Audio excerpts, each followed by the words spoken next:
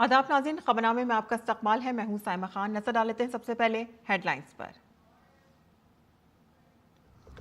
वज़ीर आज़म नरेंद्र मोदी ने केरलम के एर्नाकुलम में मुल्क के शहरियों की हिफाजत को बताया एनडीए हुकूमत का अज़्म। कहा कि जंग में फंसे लोगों की हिफाजत के लिए है पुरअज़्म। वज़ीर आज़म ने एलडीएफ और यूडीएफ को बनाया तनकीद का निशाना। कहा कि कांग्रेस और बाएं बाजू इंतशार फैलाने का कर रहे हैं काम।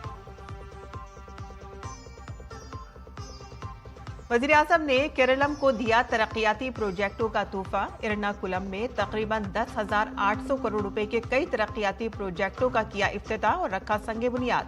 ऑल इंडिया केरल धीवरा सभा की गोल्डन जुबली कॉन्फ्रेंस से किया खिताब। कहा कि रियासत ने केरलम के नाम से अपनी हकीकी शिनाख्त हासिल की।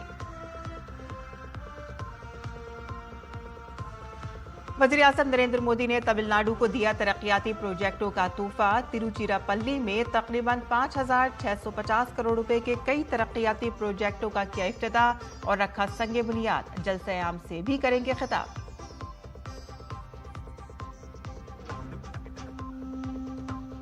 सदर जमहूरिया द्रौपदी मुर्मू ने वाटर फेस्टिवल 2026 में आबी तहफ्फुज़ के मैदान में बेहतरीन काम करने वालों को पेश की तौसीफी असनाद। कहा कि मुल्क में पानी सिर्फ एक वसीला नहीं बल्कि सकाफत और जरिया माश का है हिस्सा। पानी के इंतजाम को मजबूत करने पर दिया जोर।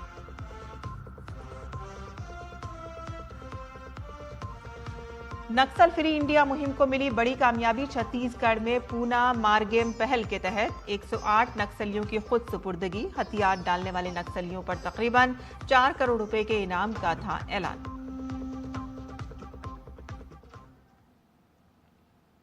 और अब खबरें तफसील से। वज़ीर आज़म नरेंद्र मोदी तमिलनाडु के दौरे पर हैं। वज़ीर आज़म ने तमिलनाडु के तिरुचिरापल्ली में 5,650 करोड़ रुपए के मंसूबों का इफ्तिताह किया और संगे बुनियाद रखा। मंसूबों में पेट्रोलियम और कुदरती गैस का बुनियादी ढांचा, दही राब्ता, हाईवे की तरक्की और रेलवे शामिल है। वज़ीर आज़म नरेंद्र मोदी ने एर्नाकुलम में एक बड़े अवामी इज्तिमा से खिताब किया। वज़ीर आज़म ने कहा कि हमवतनों की हिफाजत एनडीए हुकूमत का अहद है। उन्होंने कहा कि बीजेपी हुकूमत बहरान के वक्त अपने शहरियों को कभी नहीं छोड़ती है। उन्होंने मजीद कहा कि हुकूमत इस बात को यकीनी बनाने के लिए पुरअज़्म है कि जंग में फंसे शहरियों को हर मुमकिन सहूलत और तहफ़्फ़ुज़ हासिल हो। गल्फ में, वेस्ट एशिया में जो कुछ हो रहा है उससे आप सभी का चिंतित होना बहुत स्वाभाविक है। हमारे लाखों भाई बहन वहां काम करते हैं, लेकिन साथियों आपको याद रखना है आज देश में बीजेपी एनडीए की सरकार है। जब भी हमारा कोई देशवासी संकट में पड़ा हमने उसे सुरक्षित बचाने के लिए पूरी ताकत लगा दी। इराक में फंसी नर्सों को बचाने की बात हो या यमन के आतंकवादियों के चंगुल से फादर टॉम को आजाद कराने का काम, आज का भारत अपने नागरिकों को संकट में अकेला नहीं छोड़ता। फादर एलेक्सिस प्रेम कुमार को भी हम अफगानिस्तान से सुरक्षित वापस लाए। आज भी हमारा प्रयास है कि युद्ध के हालत में फंसे भारतीयों को सुरक्षा मिले, हर संभव सुविधा मिले। वज़ीर आज़म ने भारतीय शहरियों का ख्याल रखने पर दोस्त ममालिक की हुकूमतों का शुक्रिया अदा किया। उन्होंने ये भी कहा कि ऐसे आलमी बहरान के दरमियान भी कांग्रेस पार्टी अपने सतही सियासत को नहीं छोड़ रही है। मुझे संतोष है कि गल्फ के हमारे सभी मित्र देशों की सरकारें भी हमारे देश के नागरिकों का पूरा ध्यान रख रही है। मैं उन सभी सरकारों का भी आभारी हूं। लेकिन साथियों, ये बहुत बड़ा दुर्भाग्य है कि कांग्रेस पार्टी इतने बड़े वैश्विक संकट में भी राजनीति ढूंढ रही है। कांग्रेस पार्टी जानबूझकर उकसाने वाले बयान दे रही है, गैर जिम्मेवार बयान दे रही है, ताकि स्थितियां बिगड़ जाएं, हमारे लोग वहां संकट में फंस जाएं और फिर ये लोग मिलकर मोदी को गालियां देने का, रील बनाने का अभियान शुरू कर सके। यही उनका खेल है। पीएम ने कहा कि जहां बीजेपी मुल्क को खुद कफील बनाने की मुसलसल कोशिश कर रही है, तो वहीं कांग्रेस और बाएं बाजू की जमातें इस मुहिम की अनथक मुखालिफत करती हैं। उन्होंने कहा कि कांग्रेस बाएं बाजू का इकोसिस्टम आज जंग जैसे हसास वक्त में भी अफरा तफरी फैलाने का काम कर रहा है। एक तरफ बीजेपी एनडीए देश को आत्मनिर्भर बनाने के लिए अनेकविध काम कर रही है, वहीं दूसरी तरफ कांग्रेस और लेफ्ट के लोग आत्मनिर्भर भारत अभियान का मजाक उड़ाने में ही जुटे रहते हैं। कांग्रेस और लेफ्ट ने मिलकर सरकारें चलाई है। इन्होंने देश को विदेशों पर ज्यादा से ज्यादा निर्भर ही बनाया है। और आज देखिए, ये लोग मिलकर अफवाहें फैलाने में जुटे हैं। आज युद्ध के समय, इस समय में भी कांग्रेस लेफ्ट और उसका इकोसिस्टम देश में पैनिक क्रिएट करने में, भय पैदा करने में पूरी ताकत खपा रहे हैं। मैं देशवासियों को कहूंगा, कांग्रेस लेफ्ट और इनके इकोसिस्टम द्वारा फैलाई जा रही अफवाहों से सतर्क रहे, सावधान रहे। वज़ीर-ए-आज़म ने कहा कि कांग्रेस केरलम में इंतखाबात जीतने के लिए जमात जैसी तंजीमों के साथ मुआहदा कर रही है। उन्होंने कहा कि कांग्रेस अब एमएमसी या मुस्लिम लीगी माओनवाज कांग्रेस बन चुकी है। उन्होंने केरलम के लोगों से अपील की है कि वो यूडीएफ और एलडीएफ जैसी तंजीमों से होशियार रहें। यहां एक तरफ यूडीएफ है, जिसका नेतृत्व वो कांग्रेस कर रही है जो अब एमएमसी यानी मुस्लिम लीगी माओवादी कांग्रेस बन चुकी है। कांग्रेस केरलम में चुनाव जीतने के लिए जमात और इसके जैसे अन्य संगठनों पे उसके भरोसे वो कुछ करना चाहती है। ऐसी पार्टियां जो अपने कट्टरपंथी एजेंडे से केरलम की शांति को भंग करना चाहते हैं, कांग्रेस, एमएमसी कांग्रेस उनको सपोर्ट करती है। दूसरी तरफ एलडीएफ का तो पीडीपी जैसा कट्टरपंथी पार्टी के साथ पुराना नाता है। ये वही पीडीपी है जिसके नेता यहां यूथ में एक्सट्रीमिज्म फैलाने में आगे रहते हैं। इसलिए आपको यूडीएफ और एलडीएफ दोनों से सावधान रहना है। वज़ीर-ए-आज़म नरेंद्र मोदी ने अपने केरलम दौरे के दौरान आज एर्नाकुलम में 10,800 करोड़ रुपए के कई तरक्याती प्रोजेक्टों का इफ्तिताह और संग बुनियाद रखा। उन्होंने भारत पेट्रोलियम कॉरपोरेशन लिमिटेड की कोची रिफाइनरी में पॉली प्रोपिलन यूनिट का संग बुनियाद रखा और इसके अलावा वज़ीर-ए-आज़म ने रोड इंफ्रास्ट्रक्चर इनिशिएटिव के तहत 2 बड़े हाईवेज प्रोजेक्टों का इफ्तिताह किया। इनमें Mumbai Kanyakumari economic corridor NH 66 के थलापाड़ी चेंगला सेक्शन की 6 लेनिंग और कोझीकोड बाईपास के वेंगलम से रामनाथपुरम तक 6 लेनिंग करना शामिल है। वज़ीर-ए-आज़म ने केरल में प्रधानमंत्री ग्राम सड़क योजना के तहत तामीर की गई 23 दही सड़कों का भी इफ्तिताह किया। उन्होंने कोल्लम जिले के मगरबी कल्लाड़ में 50 मेगावाट के तैरते सोलर पावर प्रोजेक्ट का संग बुनियाद भी रखा। इंफ्रास्ट्रक्चर पर लगने वाला हर रुपया नए रोजगार का सृजन करता है। ये जितने भी प्रोजेक्ट्स हैं, इनसे केरलम के हजारों नौजवानों को नए रोजगार मिलने वाले हैं। मुझे पूरा भरोसा है कि ये सभी प्रोजेक्ट विकसित केरलम के हमारे संकल्प को सिद्ध करने में अहम भूमिका निभाएंगे। आज़म ने एर्नाकुलम से अमृत भारत स्टेशन स्कीम के तहत 3 जदीदशुदा रेलवे स्टेशनों शोरानूर जंक्शन और कुट्टीपुरम और चांगलासेरी का इफ्तिताह किया। वज़ीर-ए-आज़म ने Shoranur Nilambur road railway line के बिजलीकारी के मंसूबे का भी इफ्तिताह किया। वज़ीर-ए-आज़म ने पलक्काड़ और पोलाची के दरमियान नई ट्रेन सर्विस को भी झंडी दिखाकर रवाना किया।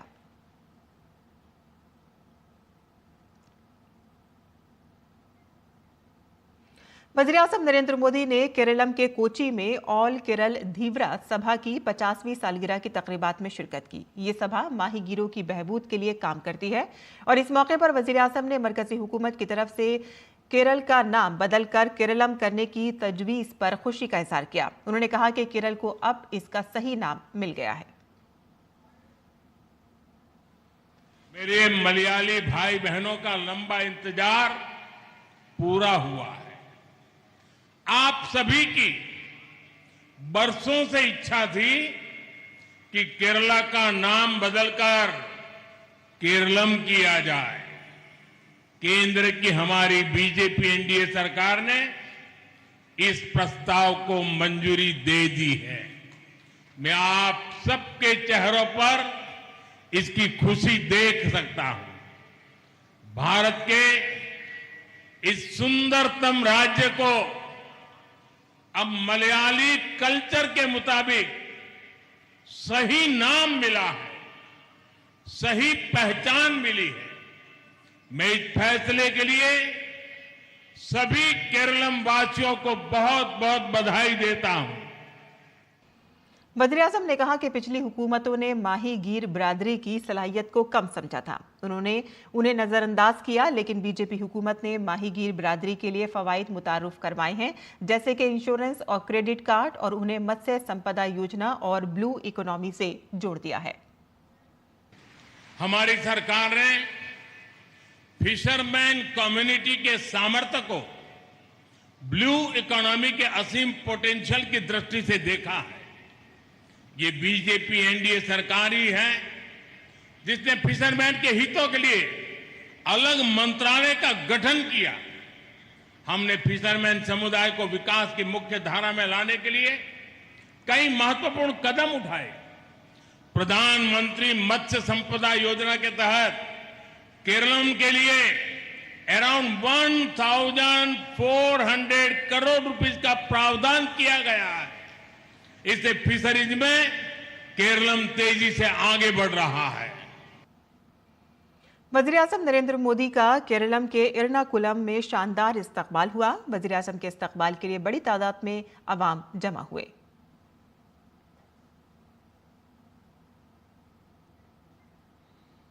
मजीद खबरों की जानिब रुख कर लेते हैं, जहां मरकजी वज़ीर दाखिला अमित शाह लोकसभा स्पीकर ओम बिरला के खिलाफ अदम एतमाद की तहरीक का जवाब देते हुए कहा कि मैं लोकसभा स्पीकर के सामने पेश की गई तहरीक अदम एतमाद पर अपने ख्यालात का इजहार करने के लिए खड़ा हुआ हूं। ये कोई मामूली वाकया नहीं है। तकरीबन 4 दहाइयों के बाद एक बार फिर लोकसभा स्पीकर के सामने अदम एतमाद की तहरीक लाई गई है। ये पार्लिमानी सियासत और ऐवान दोनों के लिए अफसोसनाक वाकया है। स्पीकर किसी पार्टी पार्टी के नहीं होते हैं, ऐवान के होते हैं। एक तरह से वो ऐवान के तमाम अरकान के हुकूक के मुहाफिज भी हैं। ये जो घटना है वो कोई सामान्य घटना नहीं है। करीब करीब 4 दशक के बाद एक बार फिर से लोकसभा अध्यक्ष के सामने अविश्वास प्रस्ताव आया और एक प्रकार से मैं ये भी कहना चाहता हूं कि संसदीय राजनीति और ये सदन दोनों के लिए ये अफसोसजनक घटना है,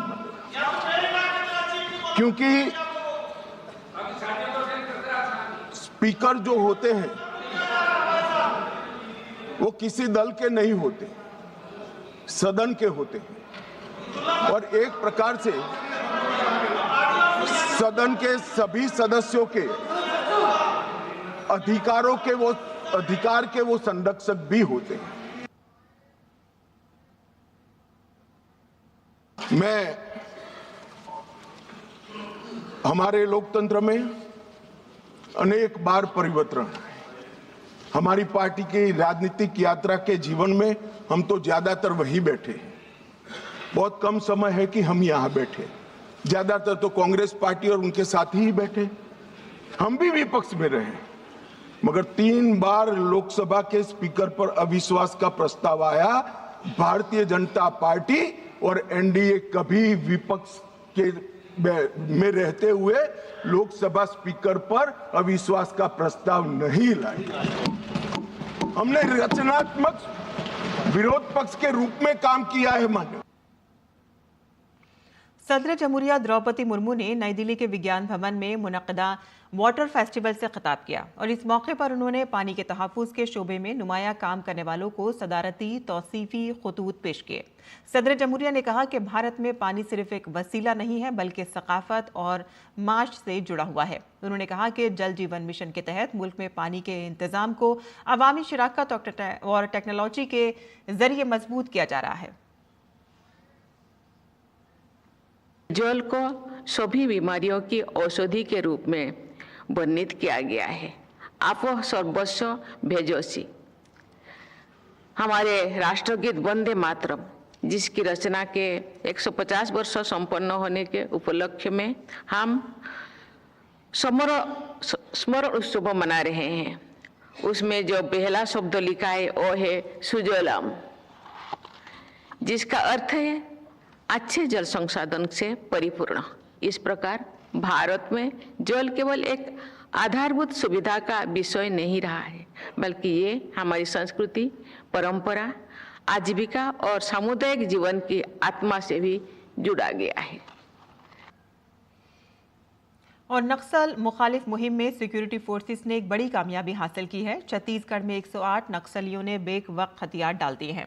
इन सब पर 3.95 करोड़ के इनाम का ऐलान किया गया था। बीजापुर में 37 नक्सलियों ने, नारायणपुर में 4, बस्तर में 16, कांकेर में 3, सुकमा में 18 और दंतेवाड़ा में 30 ने खुद सुपुर्दगी की है। और ये अब तक एक साथ खुद सुपुर्दगी करने वाले नक्सलियों की बड़ी तादाद है। और इतनी बड़ी तादाद में नक्सलियों का हथियार डालना मरकजी वजीर दाखिला अमित शाह की नक्सल फ्री इंडिया मुहिम का एक अहम हिस्सा है। हुकूमत ने नक्सल फ्री इंडिया के लिए 31 मार्च 2026 की आखिरी तारीख मुकर्रर की है। मुकर्ररा तारीख से पहले इतनी बड़ी तादाद में नक्सलियों का हथियार डालना इस मिशन की बड़ी कामयाबी समझी जा रही है। संभाग मुख्यालय में बस्तर में 108 नक्सली पुनर्वास कर रहे हैं। इन पुनर्वास करने वालों में डीवीसीएम लेवल के 6 नक्सली हैं। इसमें इनके जो कंपनी प्लाटून कमेटी मेंबर्स होते हैं वो भी डीवीसीएम लेवल के होते हैं, वो 3 और हैं। पीपीसीएम है वो भी डीवीसीएम लेवल के होते हैं, मतलब 8 लाख के इनामी होते हैं, उनकी संख्या 18 है।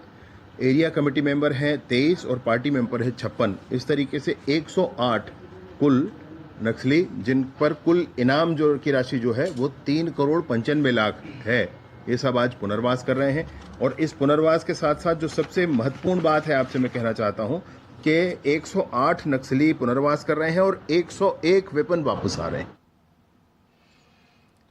रोड ट्रांसपोर्ट और हाईवेज के वजीर नितिन गडकरी ने राज्यसभा में वक्फा सवालात के दौरान एक सवाल के जवाब में कहा कि जमीन के हुसूल के मसाइल महाराष्ट्र में कोल्हापुर और सांगली के दरमियान मुजव्वजा हाईवे की तामीर में ताखिर का बाइस बन रहे हैं। हुसूल अराजी के मसाइल के बावजूद गडकरी ने इस मंसूबे के जल्द मुकम्मल होने का इम्कान जाहिर किया।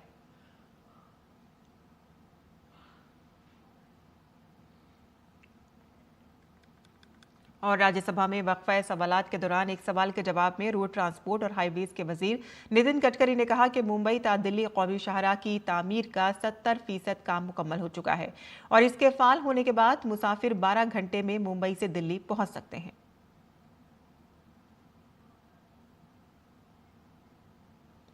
तकरीबन 13 साल से बेहोशी की हालत में जिंदगी और मौत की जंग लड़ रहे गाजियाबाद के हरीश राणा के मामले में सुप्रीम कोर्ट ने अहम फैसला सुनाया है। सुप्रीम कोर्ट ने हरीश राणा की मर्जी से मौत की दरख्वास्त को तस्लीम कर लिया है। पहली बार सुप्रीम कोर्ट ने किसी भी सूरत में मर्जी की मौत की इजाजत दी है। अदालत ने एम्स को हिदायत दी है कि राणा को अस्पताल में दाखिल किया जाए और लाइफ सपोर्ट सिस्टम को हटाने का अमल शुरू किया जाए। हरीश के वालिदैन, जिन्होंने 100% माजूरी की वजह से अपने बेटे की सेहतयाब होने की उम्मीद खो दी है, हरीश के वालिदैन मर्जी से मौत का मुतालबा किया था। सुप्रीम कोर्ट की हिदायत पर गाजियाबाद डिस्ट्रिक्ट अस्पताल और एम्स ने तहकीकात करके अदालत में रिपोर्ट पेश की, जिसमें कहा गया कि हरीश राणा के सेहतयाब होने की कोई उम्मीद नहीं है। दुबई इंटरनेशनल एयरपोर्ट के करीब 2 ड्रोनों के आपस में टकराकर गिरने का वाकया पेश आया है और इसमें 4 अफराद के जख्मी होने की खबर है। इस वाकये में 2 घाना और 1 बांग्लादेशी शहरी मामूली तौर पर जख्मी हुए हैं, जबकि 1 भारतीय शहरी को चोट लगी है। अफसरान ने वाज़ेह किया है कि हवाई अड्डे पर फिजाई ट्रैफिक मुकम्मल तौर पर मामूल पर है और फ्लाइट ऑपरेशंस में कोई खलल नहीं पड़ा है। अमेरिका, इजराइल और ईरान पर मुसलसल हमले कर रहे हैं और ईरान भी जवाबी कार्रवाई कर रहा है। इजराइल फौज ने ईरान पर फिजाई हमला किया है। ईरान पर नई बमबारी के साथ साथ हिजबुल्लाह के ठिकानों को भी निशाना बनाया गया है। बैरूत के जुनूबी इलाकों में तबाही की तस्वीरें सामने आई हैं। तो वहीं अमेरिकी सदर डोनाल्ड ट्रंप ने आबनाए हुर्मुज के हवाले से ईरान को बड़ा इंतबा दिया है। ट्रंप ने कहा है कि अगर ईरान ने आबनाए हुर्मुज में समुद्री बारूदी सुरंगें बिछा रखी हैं तो उन्हें फौरी तौर पर हटाया जाए। ट्रंप के मुताबिक अगर बारूदी सुरंगें किसी भी वजह से बिछाई गई हैं और उन्हें फौरी तौर पर हटाया नहीं गया तो ईरान को ऐसे फौजी नताइज का सामना करना पड़ सकता है जैसा कि पहले कभी नहीं हुआ है।